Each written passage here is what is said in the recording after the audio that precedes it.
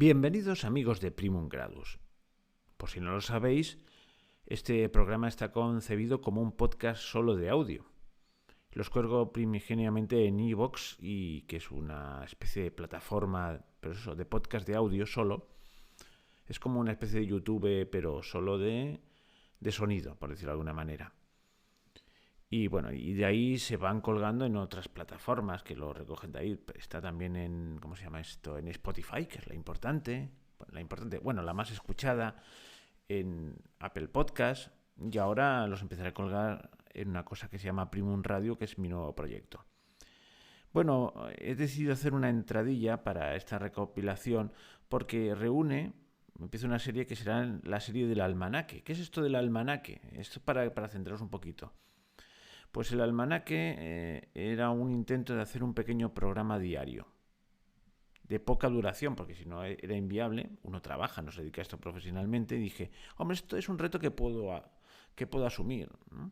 Incluso en un fin de semana puedo grabar 5 o 6 programas, con lo cual ya tengo la semana. Bueno, en teoría era asumible. Luego la verdad es que aquello fue inviable y lo tuve que dejar cuando no sé si llega a los 20 programas. Pero ¿para qué hago esta introducción? Para que veáis que en cada uno de estos programas hago referencia a una fecha concreta, a unas efemérides, incluso a un santoral. Este es el contexto en el que tenéis que escuchar estos audios.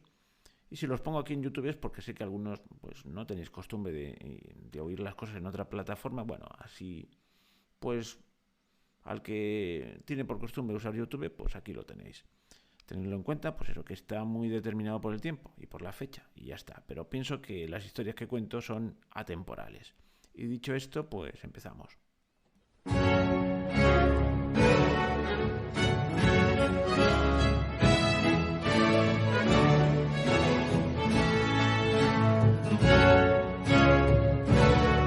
Bienvenidos al almanaque de Primum Gradus.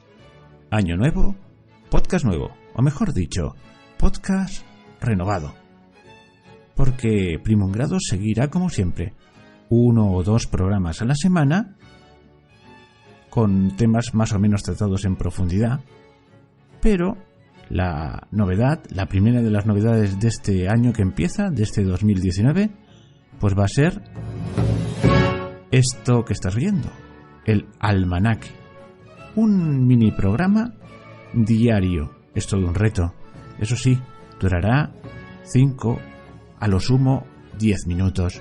Está inspirado en aquellos calendarios en forma de taco, aquellos almanaques que llevaban en cada hoja un gran número indicando el día y el mes, 1 de enero, 2 de enero, 3 de marzo, lo que fuese. Abajo, el más pequeño, el santoral, las fases de la luna y esas cosas. Pero que cuando arrancabas cada una de las hojas, en el reverso, pues había una pequeña historia, había una anécdota, una efeméride, un chiste. Bueno, pues esta es la idea del almanaque. También habrás notado que la música de fondo no es la sintonía habitual. Esa la reservo para los programas que seguirán la tónica que llevábamos del año pasado. En cambio, el almanaque variará su sintonía cada semana. Me he propuesto cada semana cambiar la sintonía. Incluso dentro de la misma semana pueden haber variantes. Pueden haber distintas interpretaciones de la misma sintonía. Ya lo veréis. Simplemente os digo que esta que estáis oyendo es una sintonía de un compositor de la corte de Luis XIV llamado Lully, apellidado Lully, y del cual hablaremos mañana. Le dedicaré mañana el almanaque a su vida y a su obra, que es curiosa e interesante. Pero para este primer número del almanaque había pensado otro tema. El número 1 del almanaque, con el que inauguramos la sección, hablará sobre los almanaques.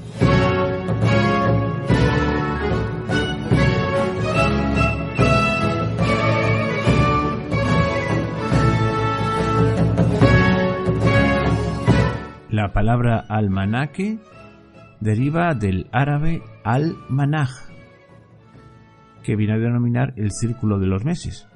El diccionario lo define como catálogo que comprende la distribución del año en meses, semanas y días, con noticias astronómicas, meteorológicas, agrícolas, de fiestas y otras. Han existido también almanaques literarios, artísticos, políticos, de todo tipo. Un antiguo precursor del almanaque sería el calendario climático griego, el Parapegma. Ptolomeo, el astrónomo de Alejandría del siglo I de nuestra era, escribió un tratado, Phaseis, Fases de las estrellas y colección de los cambios climáticos. Es la traducción completa de su título completo.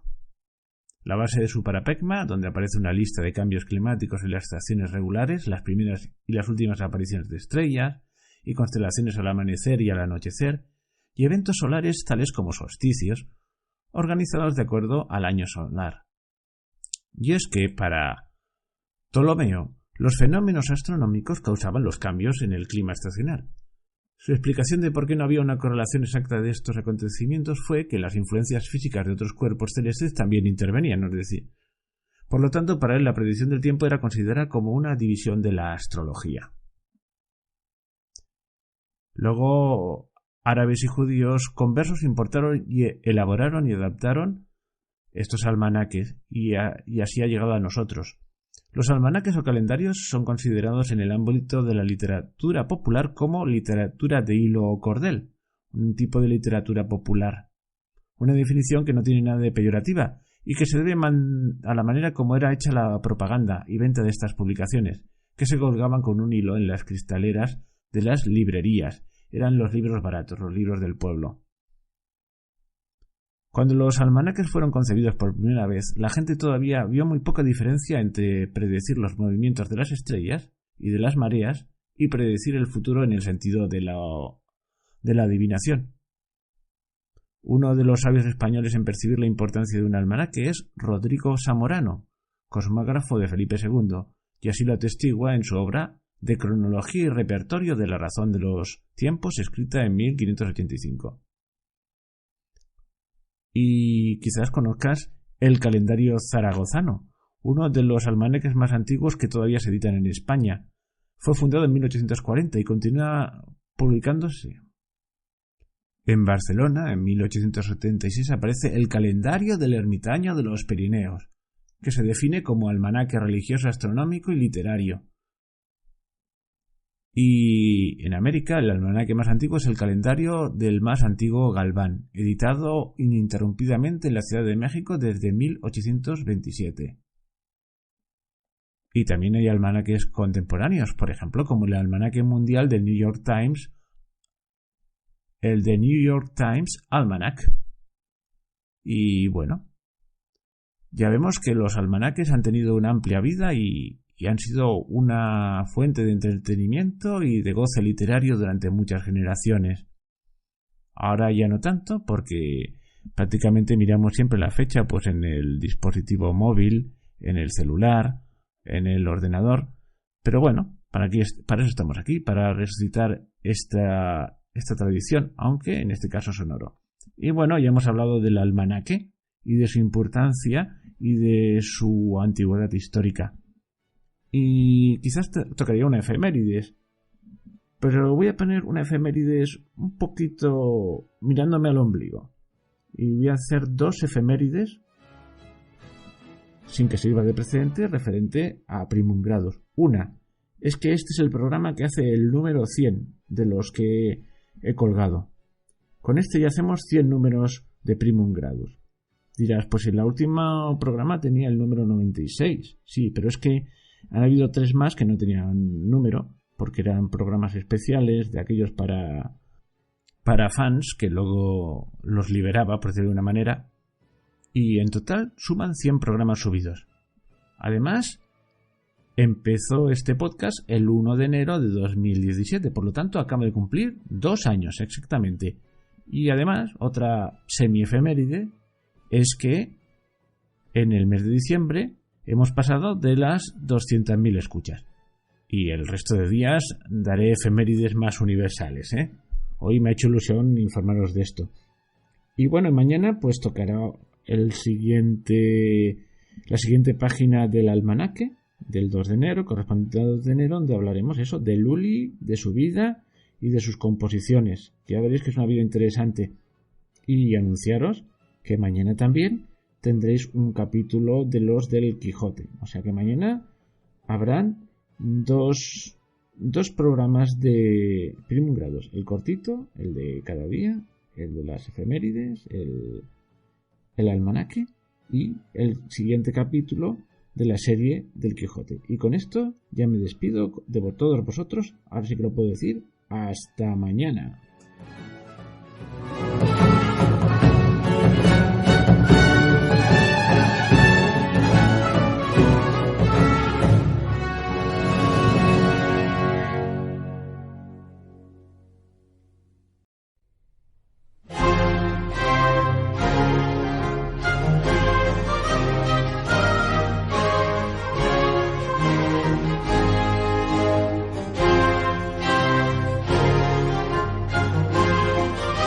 Bienvenidos al almanaque de Primum Gradus, hoy 2 de enero de 2019.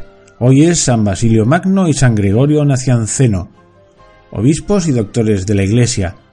La verdad es que tiene una biografía interesante, pero hoy toca otro tema para la historia de nuestro almanaque, así que posiblemente el año que viene sí que hablaré de estos dos personajes. En cuanto a efemérides, hay para dar y vender. Y vamos a empezar por una antigua, vamos a ver. Pues mira, como tengo aquí una lista inmensa, en 1492 en España el reino nazarí de Granada se rinde ante el ejército de Fernando e Isabel, los que serían llamados los Reyes Católicos, y así se pone fin a la reconquista cristiana de la península ibérica. En 1553 en Lima, Virreinato del Perú, comienza a funcionar la Universidad de San Marcos en el convento de Santo Domingo. En 1762, Inglaterra declara la guerra a España por miedo al pacto de familia entre los Borbones franceses y españoles. Había que recordar que habían entrado a reinar en España la Casa de Borbón de manos de Felipe V tras la guerra de sucesión. Y bueno, ya no avanzo más en el tiempo con las efemérides y vamos a contar la historia de hoy, que ya os avisé que iba de músicos.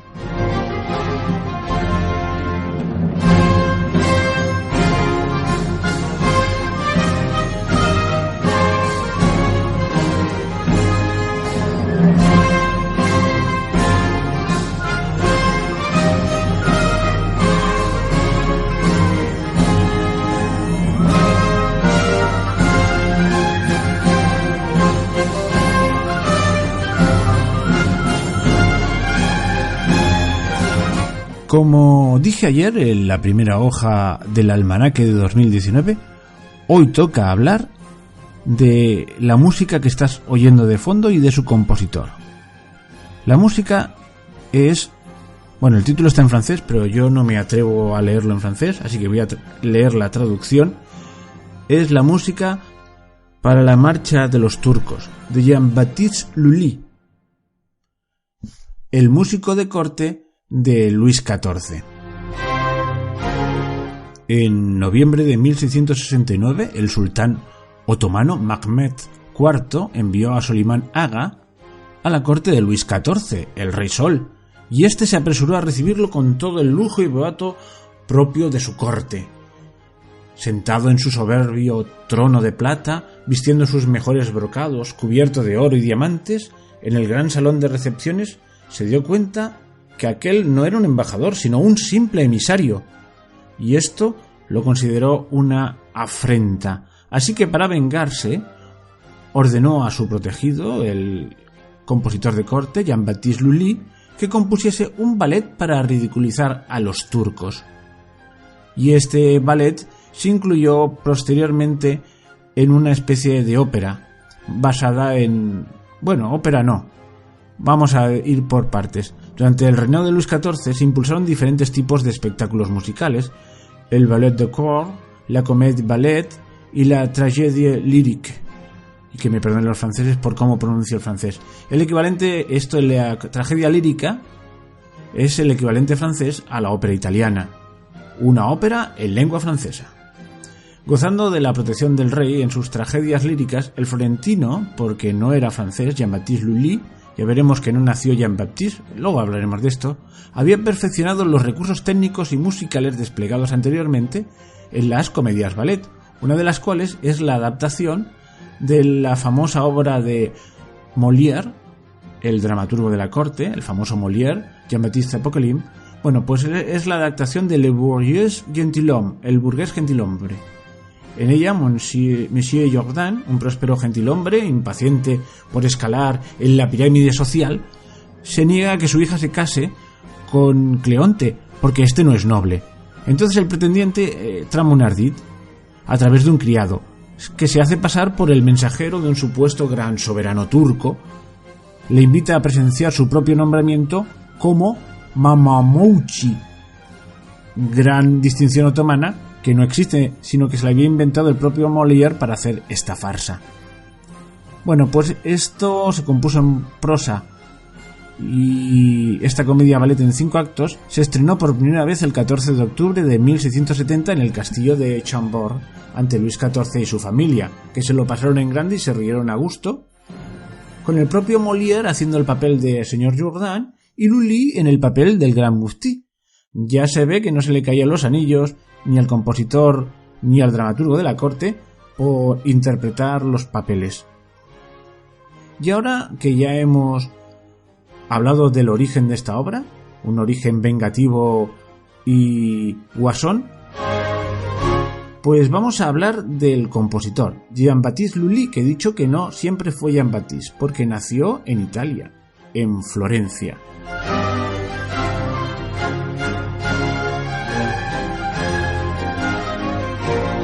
Su nombre, antes de naturalizarse francés, era Giovanni Battista Lully. Sus padres fueron Lorenzo y Caterina. En 1638 muere su hermano mayor. Bueno, él nació en 1632 en Florencia y murió el 22 de marzo de 1687 en París. Bueno, pues en 1638, cuando tendría unos 6 añitos, muere su hermano mayor, Virginie. En octubre de 1639 su hermana Margarita, o sea que con 7 años Jean-Baptiste queda como el único hijo de sus padres. Bueno, va dando tumbos su vida y acaba en Francia con 10 años y entró como ayuda de cámara al servicio de Mademoiselle de Montpensier, una mujer muy influyente en su época, una dama de la alta sociedad, prima del mismísimo rey, y que es un personaje que es punto y aparte y quedaría para un programa de ella sola. Bueno, la cuestión es que eso le ayudó a ascender socialmente. A la edad de 13 años ya manifestaba dotes para la música, aprendió a tocar el violín y luego destacó como bailarín y entró a formar parte de la Grande Bande des Violons du Roi. Debe ser algo así como la Gran Banda de los Violines del Rey, compuesta por 29 violines. En 1653 Lully bailó con el rey en el Ballet de la Nuit. Con el rey, sí, es que el rey Luis XIV era un apasionado del baile. Él mismo era un afamado bailarín y parece ser que es verdad, no era solo adulación de sus cortesanos. Él estaba especialmente dotado para el baile. De hecho, en muchos de sus retratos veréis que hace como una especie de ostentación de sus piernas. Estaba especialmente orgulloso de sus piernas. Total, que traba amistad con Lully, o una amistad interesada, como la que tienen los reyes, que difícilmente pueden tener amistad con sus inferiores. La cuestión es que en 1652, con 20 años, entró al servicio de Luis XIV como bailarín del ballet y violinista. Y así fue ascendiendo hasta llegar a ser el compositor, porque era un hombre hábil en sus relaciones sociales y con ganas de ascender. Era el perfecto cortesano y creaba arias, ballets y todos esos géneros nuevos que hemos dicho antes. Muchos de esos ballets los hacía pensando en el rey para que se luciese en el baile. Total, que con 29 años de edad se naturalizó francés e inmediatamente se casó con una francesa, Madeleine Lambert, con la que tuvo 6 hijos, y además su padre, no daba puntada sin hilo, era el director musical de Mademoiselle de Montpensier. A partir de 1664 trabajó regularmente con Molière y hacían estas comedias musicales. y su fama fue a más, cada vez a más, y su trágico fin fue en 1681, cuando estaba en el cenit de su carrera al convertirse en secretario del rey. Murió de resultas de una gangrena, que venía de una herida que se hizo en el pie con el bastón de dirigir orquestas. Me explico. En aquella época no existía la figura del director de orquesta. Dirigir la orquesta era sencillamente un privilegio del compositor de cada obra.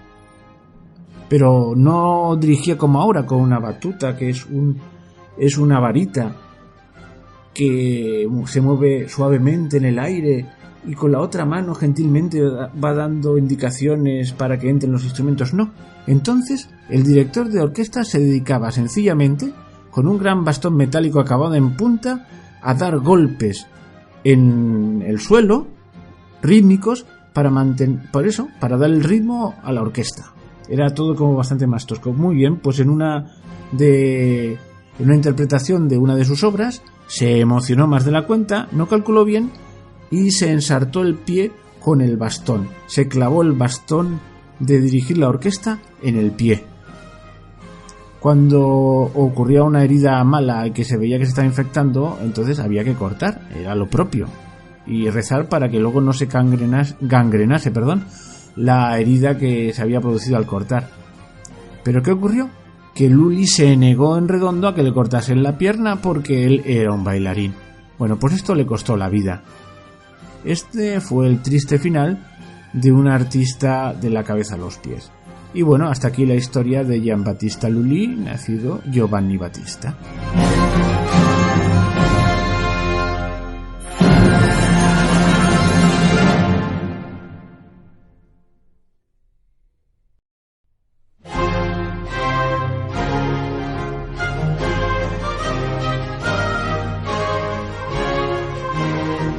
Bienvenidos al almanaque de Primum Gradus. Hoy 3 de enero de 2019. Santísimo Nombre de Jesús y Santa Genoveva, una santa francesa de París, en la época en que aquello no era Francia sino las Galias, y cuando se hizo religiosa pues ayudó a sus conciudadanos a soportar el temor a los hunos que estaban arrasando Europa, y les ayudó en épocas de hambrunas, allá por el año 500 de nuestra era. Y después de esta breve incursión en el santoral, pues vamos a las efemérides, y me voy a quedar con un nacimiento. En el 43 a.C.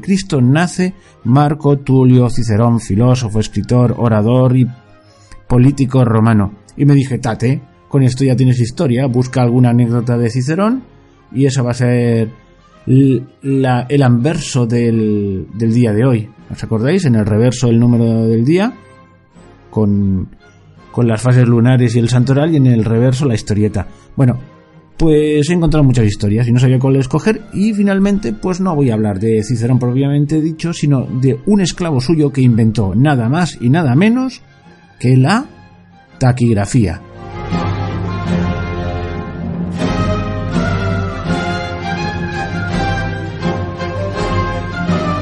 Marco Tulio Tirón fue el secretario de Marco Tulio Cicerón, el famoso Cicerón, el de las Catilinarias, los discursos, el que llegó a cónsul, ese. Pues tenía un esclavo que se llamaba Tirón. Lo de Marco Tulio vino después, más adelante, porque en el año 53 su amo le manumitió, es decir, le dio la libertad, y según la costumbre cambió su nombre tomando el praenomen Marco y el nomen Tulio de su antiguo dueño, y quedó en eso, en Marco Tulio Tirón. Bueno, hasta el año 53 pues había sido esclavo. Era un tipo de esclavo muy peculiar. Eran los esclavos denominados Berna, que eran los nacidos en una casa. Y es que él nació en Arpino, la villa originaria de la familia de Cicerón, y luego se trasladó con ella a Roma. Se sabe con certeza que la familia de Tirón sirvió al menos durante 3 generaciones a la familia de Cicerón. Y este hombre pues se convirtió en el confidente y la mano derecha de Cicerón, el secretario perfecto. Y este esclavo de confianza, y luego liberto de confianza, que siguió ligado a Cicerón, de tanto andar con su amo, o con su antiguo amo, pues resulta que tenía una cultura exquisita. Además tomaba notas de todo lo que él decía, era su función primordial. Siempre iba armado con una tablilla y un estilo, como se hacía la escritura en aquella época. Y digamos que era tan culto y sabía tanto, era la máxima autoridad en Cicerón de la época, que cuando éste murió, pues él fue el encargado de hacer la compilación completa de sus cartas, discursos y libros. Y es más, como era un hombre culto, creó sus propios libros, que se han perdido para nuestra desgracia. Pero vamos a centrarnos en lo que nos ha llevado aquí, que era su sistema de escritura rápida, su prototaquigrafía, por decirlo de alguna manera.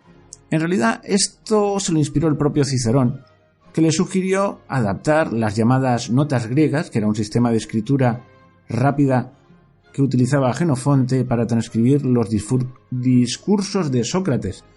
Es que pensad lo difícil que es transcribir por escrito lo que una persona está diciendo. Ahora, si intentáis transcribir lo que yo estoy diciendo con un bolígrafo, veréis que perdéis pistonada, por decirlo de alguna manera. Hay que tener trucos. Bueno, pues él inventó un sistema que acabó llamándose Annotationes Tironianae, que consiste en seleccionar una serie de signos distintos para las raíces y para las desinencias de las palabras. Estos signos o notas solían quedar ligados formando signos compuestos para abreviar palabras enteras. Vamos, la taquigrafía de toda la vida, pero taquigrafía antes de la taquigrafía. Algunos de estos signos han quedado hasta hoy. Uno de ellos es la famosa madeja. ¿Es famosa? Sí. Si te digo lo que es, esto que usan los ingleses para poner I, que es como una especie retorcida así de una línea como un 8 mal hecho, el ant, pues eso viene de esto, de las anotaciones tironianas. Y bueno, simplemente decir que el bueno de Tirón, cuando murió su amo, que era más joven que él, pues aún vivió muchos años más. Se retiró a una finca, él ya era un hombre libre, y murió a los 90 años de edad plácidamente. Una historia que acaba bien.